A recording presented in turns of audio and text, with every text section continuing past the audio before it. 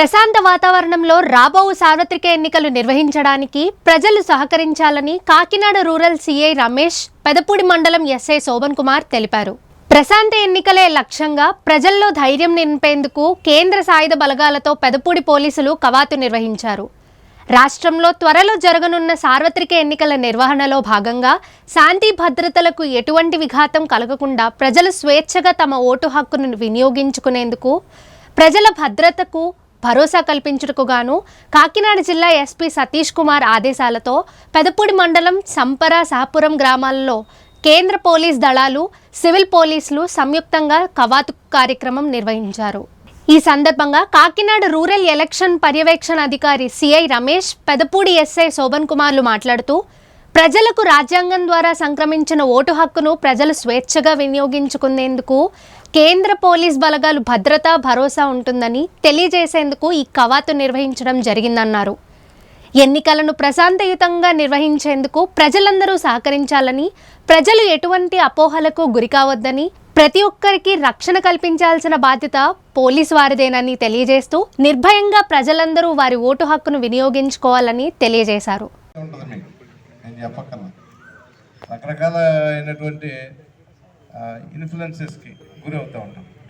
అది ఏదైనా అవ్వచ్చు. తరతరాలుగా మేము ఈ పార్టీకి వేస్తున్నాం, లేదా ఆ పార్టీకి వేస్తున్నాం, అవన్నీ మీ వ్యక్తిగతం, దాని గురించి కామెంట్ చేయం. కానీ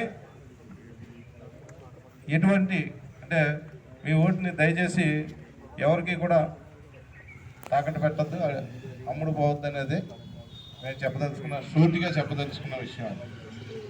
మందు సీసాలకు డబ్బులు, లేకపోతే ఏదో బహుమతులు ఇస్తారనో, లేకపోతే ఏదో పని చేస్తాడనో, లేకపోతే కులమానో మతమానో ఇంకోటి కారణాలు చెప్పి మీరు దానికి అటువంటి ప్రలోభాలకి గురి కాకూడదు. దానివల్ల ఏమవుతుందంటే ఒక మంచి దీన్ని ఎన్నుకోవడానికి అవకాశం. పూర్వం మీకు రామాయణం తెలుసు కదా, చాలామందికి రామాయణం గురించి వినే ఉంటారు. దీంట్లో మహర్షులు, ఋషులు అందరూ కూడా యజ్ఞాలు, యాగాలు చేస్తూ ఉంటారు.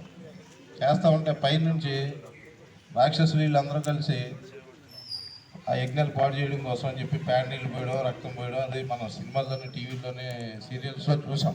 మరి అప్పుడు పోసారో లేదు తెలియదు నాకు కూడా. అవునా? పోసినప్పుడు ఏం చేసేవాళ్ళు? ఈయన ఏం చేశాడు? రాముడు, లక్ష్మణుని ఈయన్ని తీసుకొని అడవిలోకి వెళ్ళి ఆ యజ్ఞాన్ని కాపాడతాం కోసం అని చెప్పేసి తీసుకెళ్ళి ఇలా కాపలా పెట్టారు.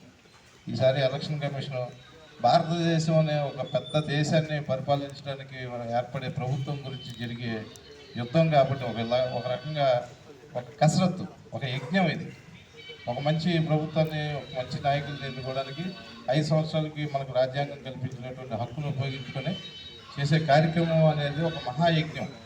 ఆ యజ్ఞాన్ని కాపాడడానికి కమిషన్ ఉంటుంది, ఎలక్షన్ కమిషన్ అనుకున్నారు. మీకు తెలిసే ఉంటుంది. పూర్వం మాకు తెలియదు, మీ పెద్దలు మీరు తెలిసే ఉంటుంది. ఇంతకుముందు ఏ చెట్టు నిండా చూసినా సరే జెండాలు, రంగులు, పెద్ద పెద్ద మైక్ సెట్లు, రాత్రి 1 గంట అయినా కానీ హోరెత్తేసేది. ఎక్కడన్నా అలా తెల్ల గోడ కనబడిందంటే మొత్తం రంగు వేసేసేవాడు, ఏదో గుర్తు పెట్టేవాడు, ఏదో పార్టీ గుర్తులు వేసేసి, పేర్లు వేసేసి, నీలిమంతో తెగరాసేస్తూ ఉండేవాళ్ళు. అవునా? జెండాలే, చెట్టుకి నిండా జెండాలే, రకరకాల గొడవలు జరిగాయి. తర్వాత ఈ 1991 సరే అంతే సార్, టిఎన్ శేషన్ గారు అని చెప్పేసి ఎలక్షన్ కమిషన్ గారు వచ్చిన తర్వాత ఎలక్షన్ కమిషన్ అంటూ ఒకటి ఉంటుంది, దీనికి ఇన్ని అధికారాలు ఉంటాయని తెలిసిందే. అప్పటి నుంచి అలాగా దీన్ని తీసుకొచ్చి ఇప్పుడు జనాలు, సాధారణమైనటువంటి ప్రజలు ప్రశ్నించే స్థాయికి వచ్చారు. ఇదిగో ఈ టైంకి నువ్వు ఆపేది, నువ్వు ఇంకెందుకు తిరుగుతున్నావు, లేకపోతే నువ్వు ఈ రకమైనటువంటి రూల్ని వైలేట్ చేస్తున్నావు అని చెప్పి క్వశ్చన్ చేసే పరిస్థితికి సాధారణంగా ప్రజానికి వచ్చారు. అంతకుముందు అడగడానికి లేదు. అసలు అడగాలేనంటే ఇది ఎవరికి కంప్లైంట్ చేయాలో కూడా తెలియదు.